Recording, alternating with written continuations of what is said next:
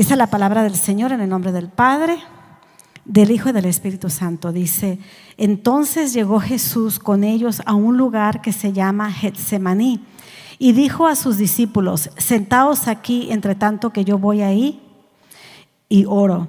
Y tomando a Pedro y a los dos hijos de Zebedeo, comenzó a entristecerse y a angustiarse en gran manera. Entonces Jesús les dijo: mi alma está muy triste hasta la muerte. Quedaos aquí y velad conmigo. Yendo un poco adelante, se postró sobre su rostro, orando y diciendo: Padre mío, si es posible, pasa de mí esta copa, pero no sea como yo quiera, sino como tú. Vino luego a sus discípulos y los halló durmiendo y dijo: Pedro, ¿así que no habéis podido velar conmigo una hora? Velad y orad para que no entréis en tentación. El espíritu a la verdad está dispuesto, pero la carne es débil. Levante su mano. Padre, yo le doy gracias en esta noche, Padre, por su palabra que ya está bendita. Padre, yo le pido, Señor, que en esta hora usted sea, Señor, con nosotros, que esta palabra ministre, edifique, levante, bendiga a su pueblo. Me pongo en sus manos, Espíritu Santo de Dios, y le pido que haga una obra en cada una de nuestras vidas, que esta palabra, Señor, pueda caer en buena tierra. Atamos toda oposición del enemigo, toda vana palabrería, y declaramos que hay libertad en el ambiente en esta hora. Atamos toda oposición del enemigo y declaramos, Señor, que en esta hora usted hace una obra nueva en cada corazón. En el nombre de Cristo Jesús, amén. Bueno, el mensaje de esta noche es: Jesús te llama. Amén. Jesús nos está llamando. Hay un llamado urgente que el Señor está haciendo a la iglesia de Jesucristo, y ese llamado es a que nosotros nos retiremos con Él. Amén. Los tiempos son muy malos. En el tiempo de Jesús, el Señor estaba viviendo, estaba en esta porción de la palabra, Él estaba siendo preparado para ir a la cruz, y por eso le era menester a Él buscar de la presencia del Señor. Nosotros estamos pasando tiempos, ¿verdad?, muy duros en el tiempo. Nosotros estamos viviendo tiempos proféticos, bíblicos. Estamos siendo preparados y capacitados. A lo mejor seamos la generación que seamos levantados en el rapto y no veamos muerte. Estamos viviendo tiempos difíciles, hermano. Nuestros niños en las escuelas están viviendo tiempos difíciles.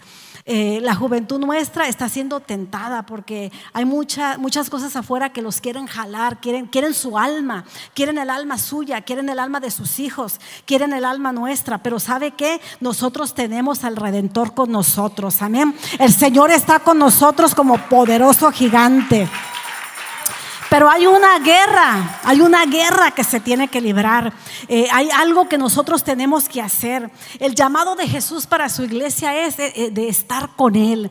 En esta porción, sabe que lo que a Jesús le sirvió, le ayudó, lo mantuvo, lo sostuvo. Acuérdense que Jesús era 100% hombre, 100% Dios. Y Él en la condición de hombre, dice aquí que Él se sintió como triste. Y se sintió triste hasta la muerte. O sea que era una tristeza muy profunda, porque Él estaba viendo la oposición completa de toda una nación. Él había venido a los suyos y los suyos le habían rechazado.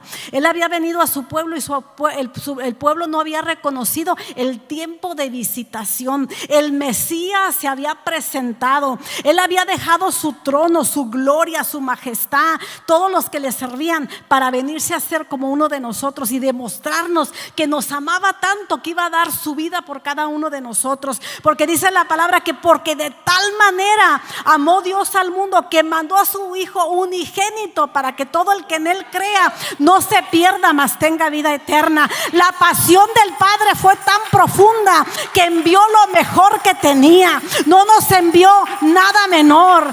Pero Jesús quería que nosotros, los que veníamos a ser preparados y capacitados para continuar el trabajo de Él, fuéramos capacitados a hacer las mismas obras que Él, fuéramos capacitados para vivir de la misma manera que vivió Él. ¿Y de qué manera vivió Jesús? Jesús vivía todo el tiempo en la presencia del Padre, porque Él sabía que no podía llevar a cabo la misión, el llamado y el propósito si Él no buscaba la presencia del Padre. Usted Usted y yo no podemos llegar a nuestro llamado si nosotros no buscamos la presencia del Padre. Es menester que estemos haciendo las cosas de nuestro Padre, y es menester que busquemos la presencia de nuestro Padre. Nosotros no podemos cumplir nuestro llamado y nuestro propósito si no buscamos la presencia del Señor. Y dice que él, en esta porción dice que él fue a Getsemaní. Getsemaní era un lugar donde se prensaba aceite, era donde se aplastaba ahí los elementos para abstraer el aceite. Y era en una ciudad que se llamaba Capernaum. Entonces dice que este lugar era el lugar favorito de Jesús. Jesús amaba ir a Getsemaní, amaba ir a ese lugar en Capernaum. Capernaum quiere decir aldea del consuelo. Él sabía, fíjese qué tremendo, aldea del consuelo en Getsemaní. Era un lugar favorito de Jesús. Si usted se pone a leer y a estudiar el lugar donde a él le gustaba ir a buscar al Padre, era el lugar favorito de él, este lugar, el Getsemaní en Capernaum, porque era la aldea del consuelo. En esta porción de la palabra dice que cuando él se sentía, que dice que se sentía triste, se sentía angustiado hasta la muerte, o sea que él estaba deprimido.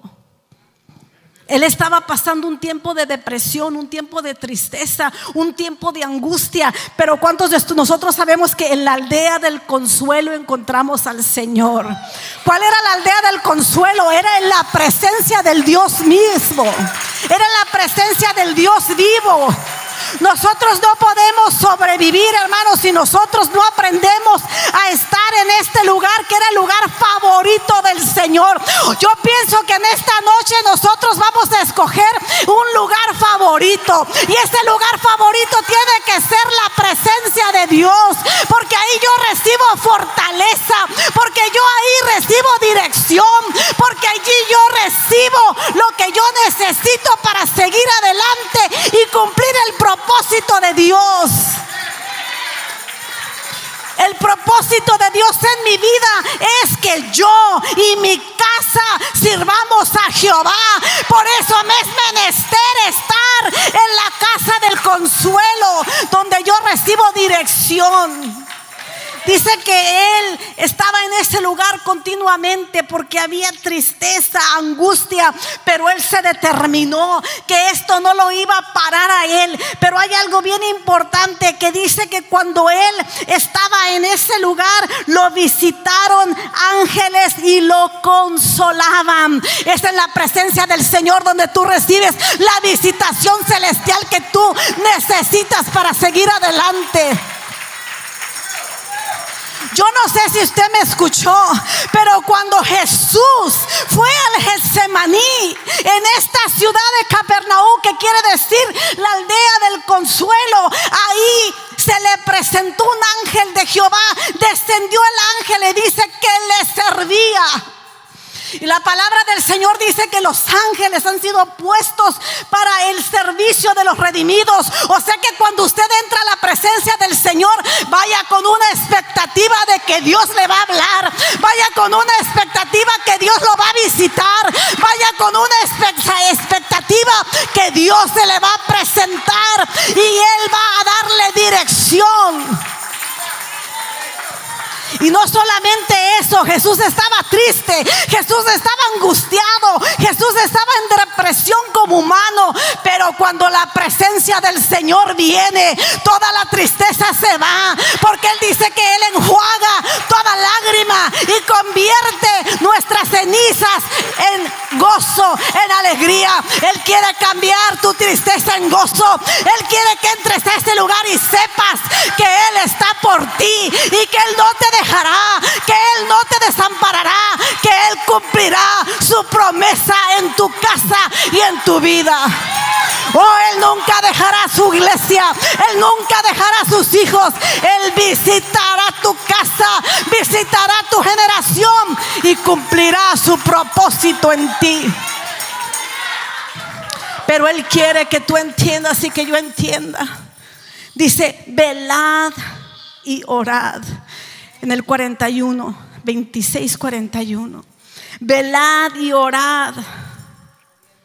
Velad y orad para que no entréis en tentación. El espíritu a la verdad está dispuesto, pero la carne es débil.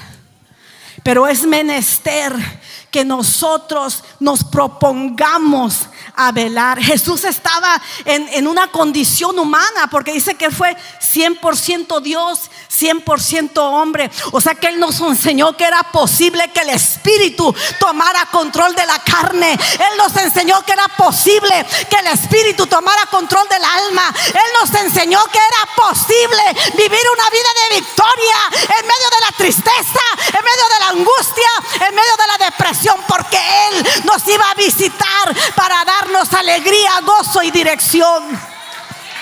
Velad.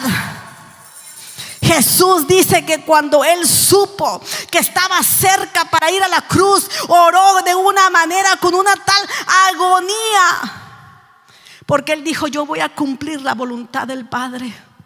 Nosotros tenemos que orar con tal agonía, no por la tristeza de saber que estamos pasando una situación difícil, sino llenar en agonía por decirle al Señor: Señor, yo quiero cumplir tu propósito, tu voluntad en mi vida. No importa el precio que yo tenga que pagar, no importa las tristezas que tenga que vivir, no importa las dificultades que tenga que pasar, las limitaciones, pero yo quiero hacer tu voluntad, porque los hijos de Dios buscan hacer la voluntad de Dios. Por eso Jesús dijo: Señor, no se haga más mi voluntad, sino sea tu voluntad cumplida en mi vida.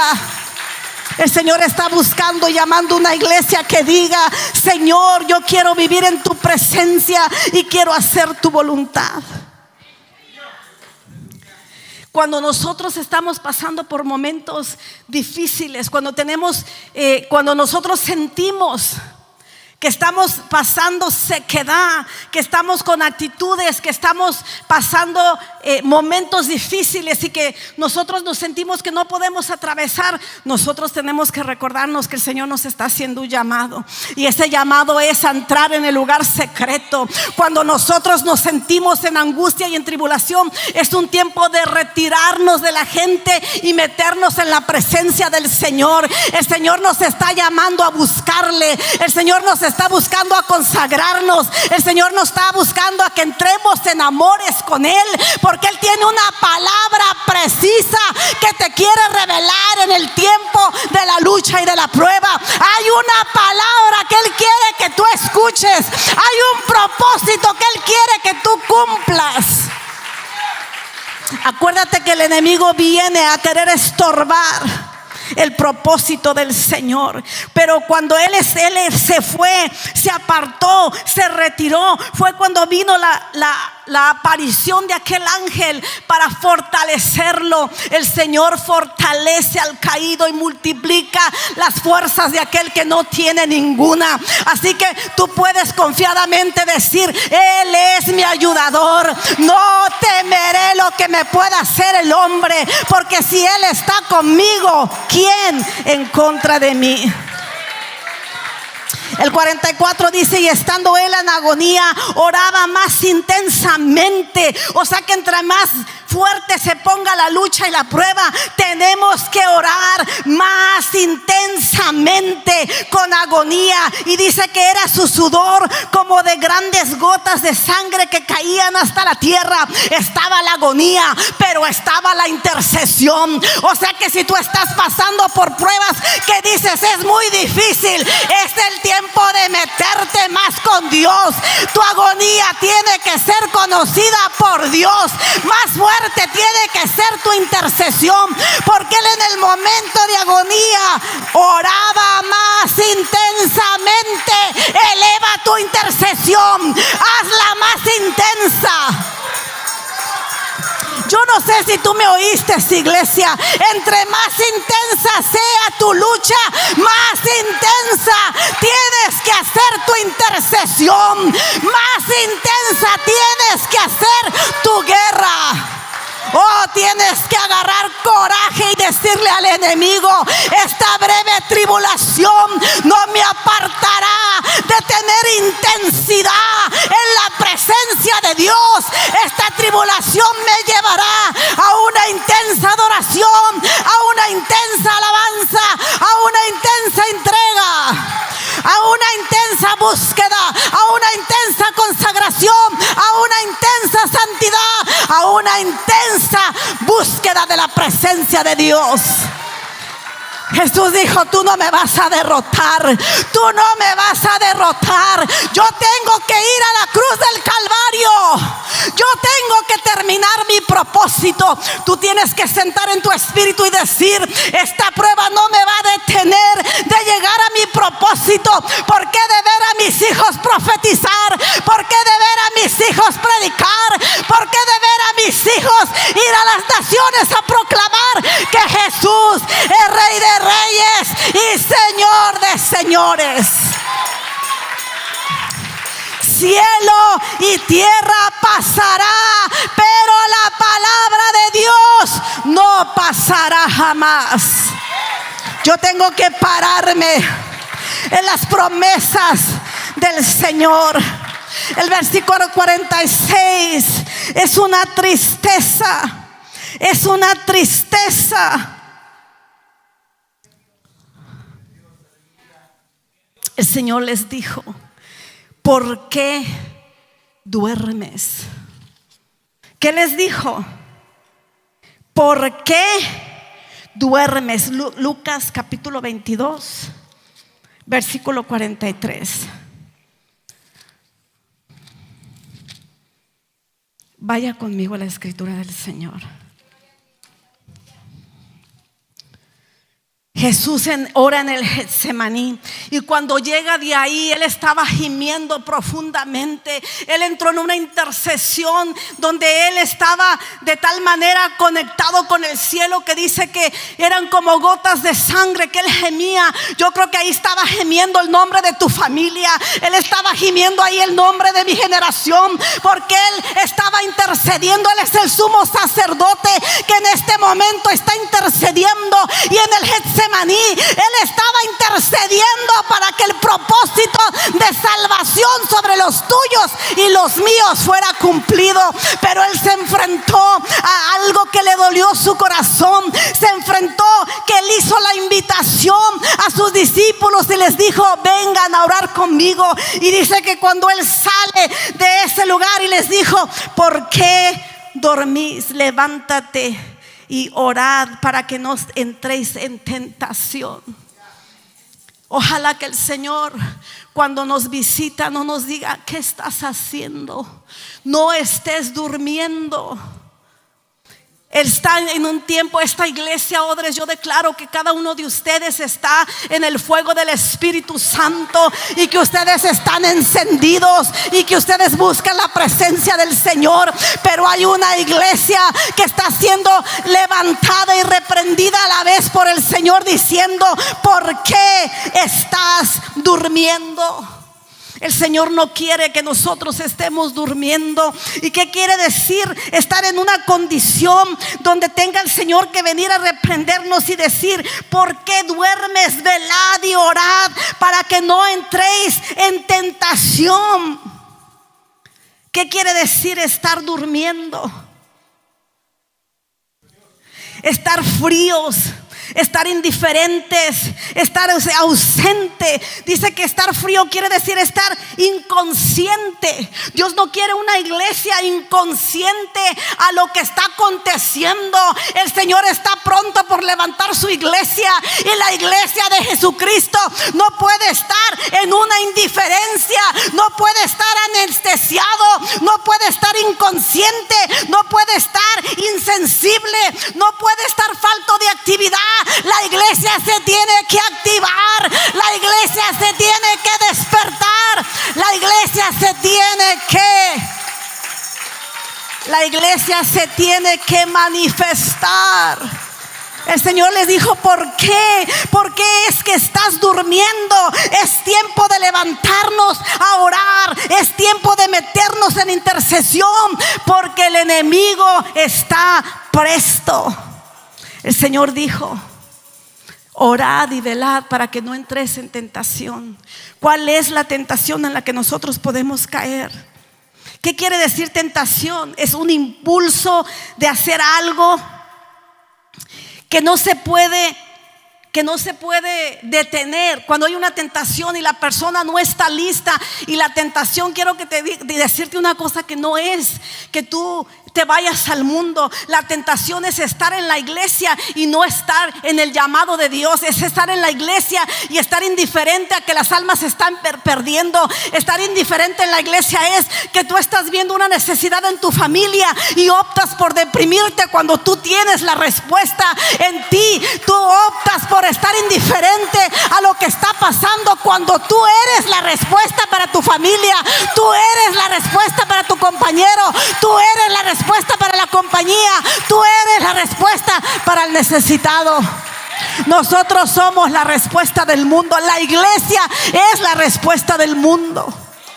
El Señor dice: yo no te quiero indiferente, no te quiero ausente de lo que está pasando. Son tiempos donde el enemigo está preparando el ambiente del anticristo, y nosotros tenemos que estar preparando la venida del Señor. Tenemos que estar preparando la venida del Mesías. ¿Y de qué manera lo hacemos? Nosotros podemos apresurar la venida del Señor.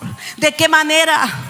Hablando de Él, predicando de Él, buscando de Él. Dios quiere que nosotros seamos librados de la tentación. ¿Y por qué es esto tan importante? Porque la palabra del Señor dice que Él vendrá como un ladrón en la noche. No vamos a saber el momento, no vamos a saber el segundo.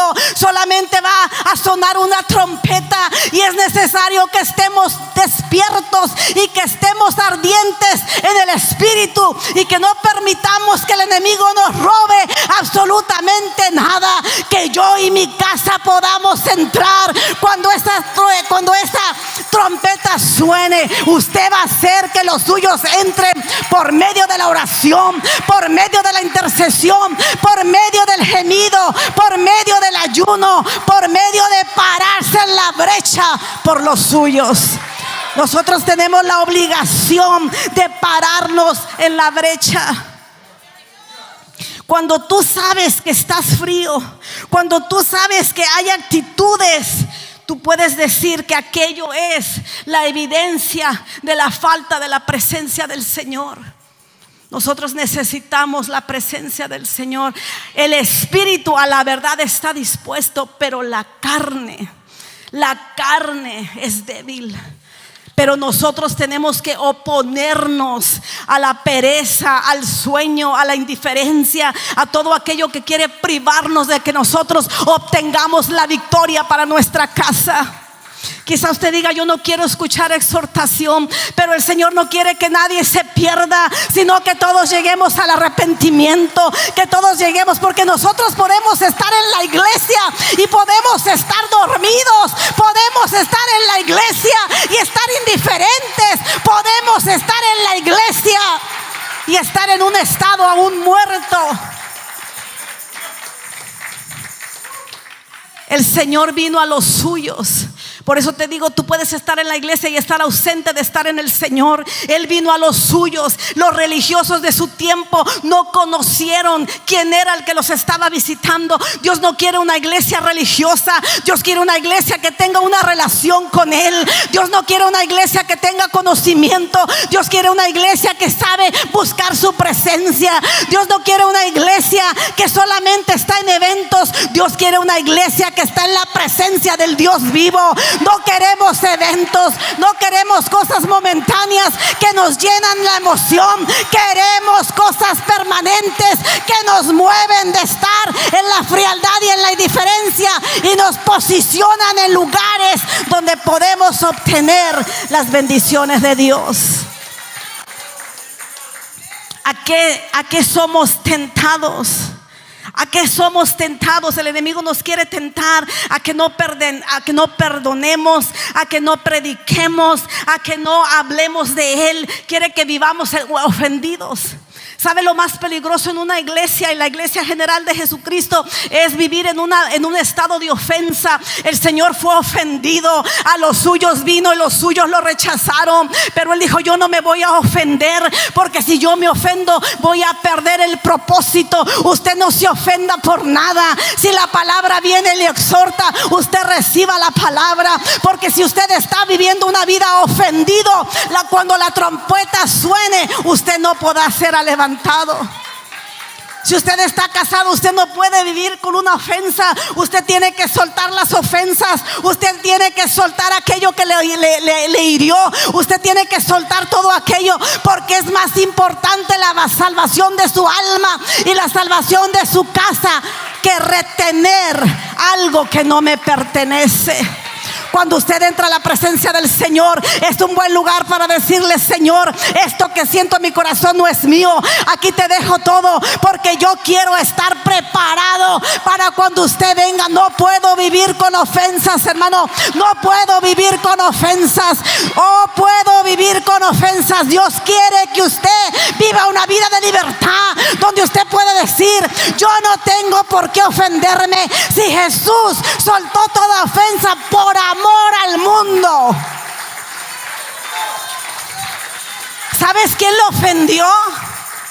Él libertó a los endemoniados, sacó los demonios de mucha gente, y a muchos sanó, a muchos paralíticos levantó, a muchos ciegos les dio la vista, a muchos muertos resucitó, a los de Él les habló y les dijo de lo que iba a venir. Todos ellos, en el momento cuando Él estaba siendo crucificado, todos esos mismos a los cuales Él les hizo bienes empezaron a gritar: crucifícale. Aquellos que había sanado empezaron a gritar: crucifícale. Aquellos que resucitó empezaron a gritar: crucifícale. Y nosotros le crucificamos cuando no soltamos a aquellos que nos ofenden. Él dijo: Señor, perdónales, porque no saben lo que hacen.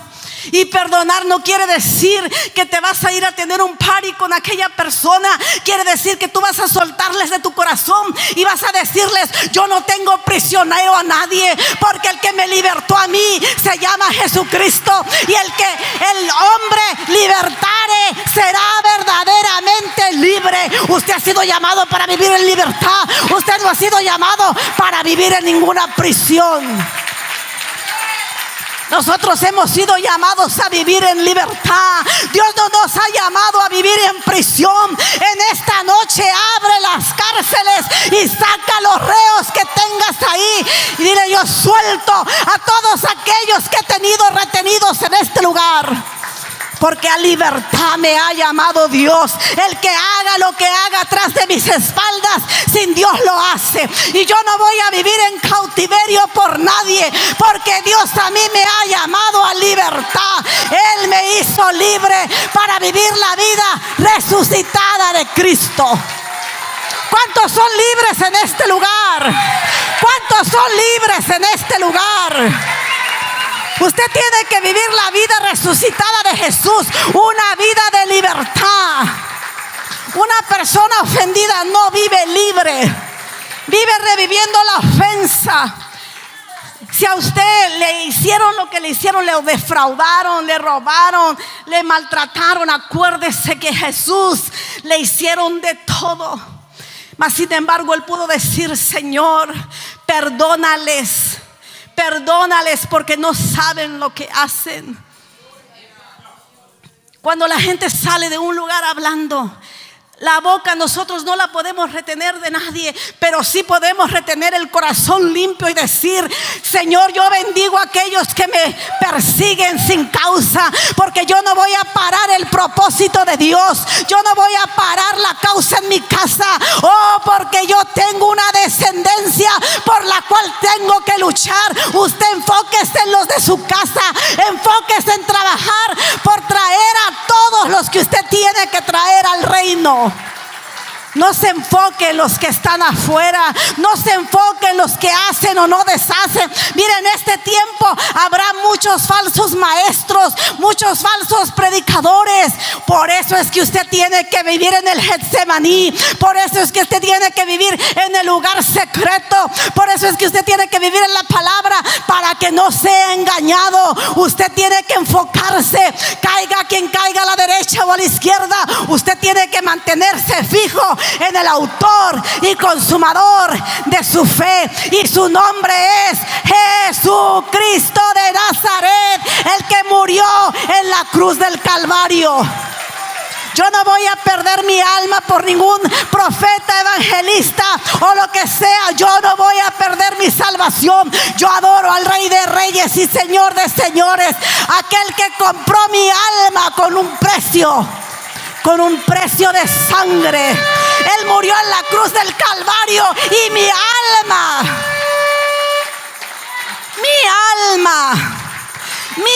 alma es tan preciada para Dios. Su alma es tan preciada para Dios. Él murió para que ninguna alma viviera ligada a las garras del enemigo. Tenemos la tentación de retener ofensas. Tenemos la tentación de no disciplinarnos en buscar el rostro de Dios. Tenemos la tentación de no hacer la obra de Dios, de estar cómodo. Tenemos que salir de la comodidad. Tenemos que salir de nuestro espacio de confort. Dios vivía en el cielo. Tenía todo tipo de ángeles, arcángeles y serafines sirviéndole, y él dijo: yo dejo toda mi comodidad, porque él volteó a la tierra y dijo: estos están como ovejas sin pastor, y yo me voy a dar al rescate por ellos. Si tú estás viendo una necesidad en tu casa, tú tienes que decir: yo tengo que ponerme en la brecha, tengo que despojarme de lo que me tenga que despojar. ¿Y sabes por qué? Porque tú tienes una llave. Tú tienes una llave poderosa. La palabra del Señor dice: orad sin cesar, dar gracias a Dios en todo, porque esta es la voluntad de Dios para vosotros en Cristo Jesús. No apaguéis el espíritu. Es menester que tengas la lámpara encendida. Había vírgenes que no tenían las lámparas encendidas, pero había otras que decían: a mí no me importa la hora que vaya a llegar el novio, a la hora que llegue yo voy a estar preparada, voy a tenerle suficiente aceite para sobrevivir el tiempo que tenga que esperar. No importa el día que vaya a venir el Señor, usted tiene que estar encendido en el espíritu. No apague el espíritu. ¿Cómo se apaga el espíritu? Viviendo en la carne. La carne no convive con el espíritu, y el espíritu no convive con la carne. No apaguéis el espíritu. Dice la palabra del Señor: buscad mi rostro continuamente. Decía el salmista: buscad a Jehová y su poder, buscar su rostro. ¿Cuándo? Continuamente. Primera de Crónicas 16:11. Buscad a Jehová y su poder, buscad su rostro continuamente. Tienes que buscar su poder, aquello que te capacita para la victoria. Poder no es solamente para imponer manos, es el poder para resistir al enemigo parado en la línea del frente de la batalla. Poder es para estar encendido en medio de los dardos de fuego del maligno. Estar encendido es permanecer firme, adorando y alabando a Dios en medio de la lucha y de la prueba. Cuando está todo bien, no necesitamos el poder. Necesitamos el poder para permanecer en la presencia del Señor en toda situación. Él hace memoria de su pacto. Su pacto es perpetuo. Él no se olvida de lo que nos ha prometido. Buscad a Jehová y su poder. Buscadle siempre, continuamente. Acuérdate de las maravillas que Él ha hecho. No tengas en poco los beneficios del Señor. No tengas en poco lo que Él te ha bendecido. No tengas en poco la salvación. No tengas en poco los favores de Dios. No tengamos en poco lo que Él nos da. Decía el salmista: mi corazón ha dicho de ti, buscad mi rostro, tu rostro buscaré, oh Jehová. Porque el salmista sabía: yo me escondo en la presencia de Dios. Cuando estoy en tristeza, en angustia, en persecución, el lugar donde tenemos que estar es escondidos en la presencia del Señor. Porque era que Dios amaba a David. Porque decía de David que era conforme a su corazón. Porque David amaba la presencia del Señor. David amaba alabar a Dios. David amaba exaltar el nombre del Señor. Esta iglesia de los últimos días tiene que ser una iglesia que tiene como prioridad alabar al Rey de Reyes y Señor de Señores. Bendito sea el nombre de Jesús. Bendito sea el nombre de Jesús. Bendito sea el nombre de Jesús. Tenemos acceso libre al trono de la gracia. Hebreos 4:16 dice: yo puedo entrar confiadamente al trono de la gracia del Señor. Hay una corte celestial. Yo no sé si usted tiene algún caso legal que pelear, pero quiero decirle que los hijos del Señor tenemos una corte, tenemos un juez, tenemos un arbitrario. Nosotros podemos entrar a esa corte celestial y llevar nuestros casos. Hay cosas que son difíciles, enemigos que se levantan en contra de nosotros, pero la palabra del Señor me dice que yo tengo acceso a entrar a la corte de Jehová, donde yo presento mis casos y donde tengo el juez justo. Dios es un Dios de justicia. Él peleará cada una de tus causas. Si tú eres perseguido injustamente, entra al trono de la gracia, porque ahí encontrarás favor y misericordia para el pronto auxilio. Él te libertará. Él hará justicia. Dios es el Dios de justicia, y el Dios de justicia te hará justicia. Él no permitirá que nada te acontezca. Dios es un Dios justo.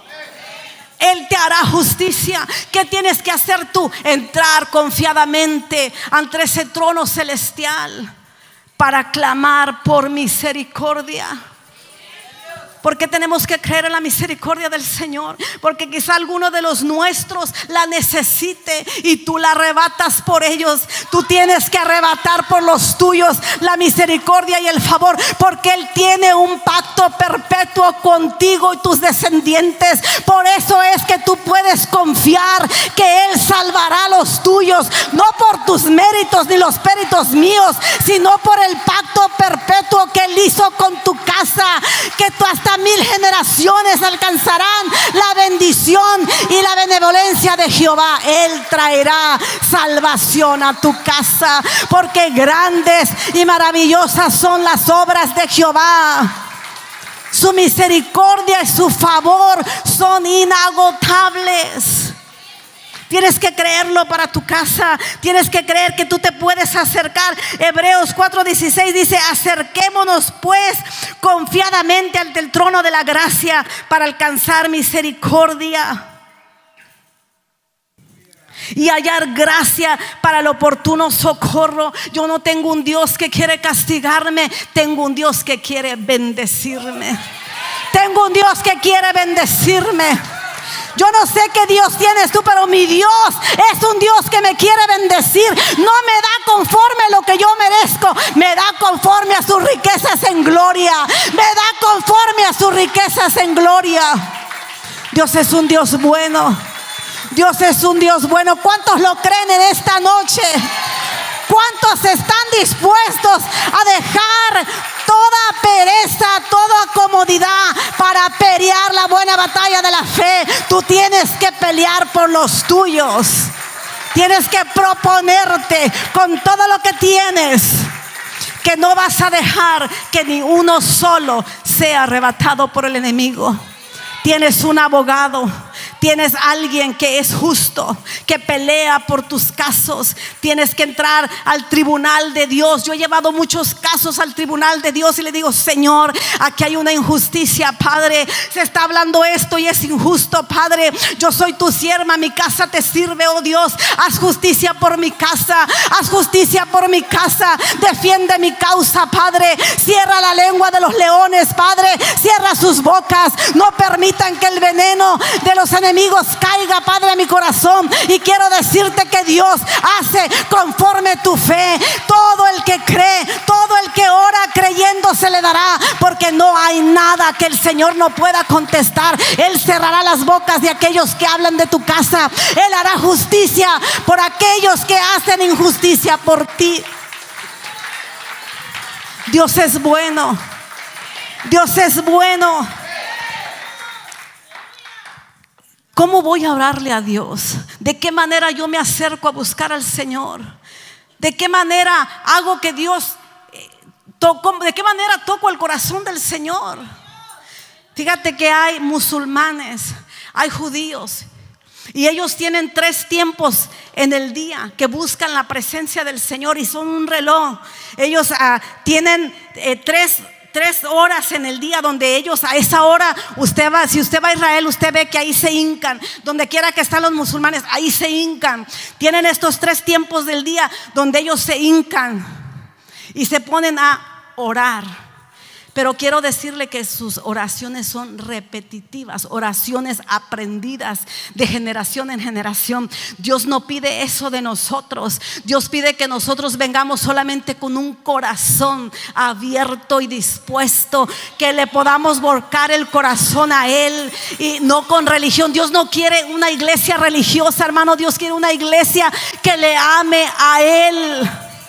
Yo estaba viendo que los musulmanes y los israelitas, ¿verdad?, tienen que la hora tercera, la hora sexta y la hora novena, 9 de la mañana, 12 del mediodía y 3 de la tarde. Son horas donde ellos buscan a Dios. Pero quiero decirle que Daniel tenía por costumbre orar 3 veces a Dios, y no lo hacía de una manera religiosa, porque Dios no quiere religiosos, hermano. ¿Quién es un religioso? Un religioso es el que establece reglas y preceptos, que dice: tienes que hacer esto, esto y esto para que tú puedas agarrar un resultado. Dios te dice: hijo mío, dame tu corazón. Es todo el requisito del Señor. Dame, hijo mío, tu corazón. Como tú hablas con tu hermano, entra y habla con Dios.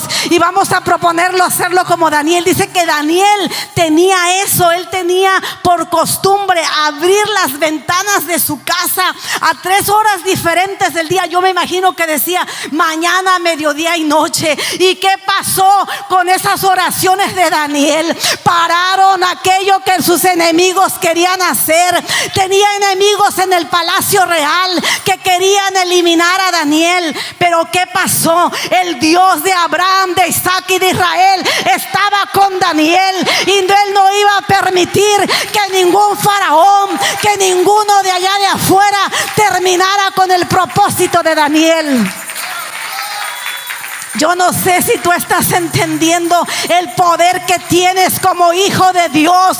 Yo no sé si tú estás entendiendo cómo tú puedes abrir el cielo y hacer que las bendiciones bajen a tu casa y tú poseas aquello que tú anhelas y deseas. Pero tenemos que tener la proposición que tuvo Daniel en su corazón. Daniel dijo: yo no me voy a contaminar con la comida del rey. Yo no me puedo contaminar con la comida del mundo. Yo no me puedo contaminar con las falsas doctrinas. Yo tengo que llenarme de la palabra de Dios. Yo tengo que llenarme de la presencia de Dios. ¿Cuál fue el secreto de Daniel? Simplemente abrir las ventanas. Yo me imagino que él veía los cielos y decía: Señor, este rey es poderoso, pero tú eres el Rey de reyes y Señor de señores. Tú moras por arriba de él. Cuando tienes enemigos que abren sus bocas, tú puedes abrir tu corazón y decirle al Señor: son lenguas que se levantan, Padre, pero tú eres el que le has formado, Señor, y mayor eres tú que está conmigo. Tú eres el que me hará justicia. Tú eres el que hará que las bocas sean cerradas, porque yo temo tu nombre. Cuando tú tocas el corazón de Dios, está con una expectativa. Ponte con una expectativa Yo creo que Daniel decía: cuando llegarán los caballos de Faraón, del rey, para decirme: Daniel, no te preocupes, Daniel, no te preocupes, Daniel, hay un decreto allá de que vas a ser exterminado por buscar a tu Dios, pero ya tu Dios me ha ordenado a mí, que soy un rey terrenal, que no puedo tocar tu vida. Dios es el que ordena, y les dice a los demonios: no tienes permiso de tocar la generación de los redimidos de Jehová.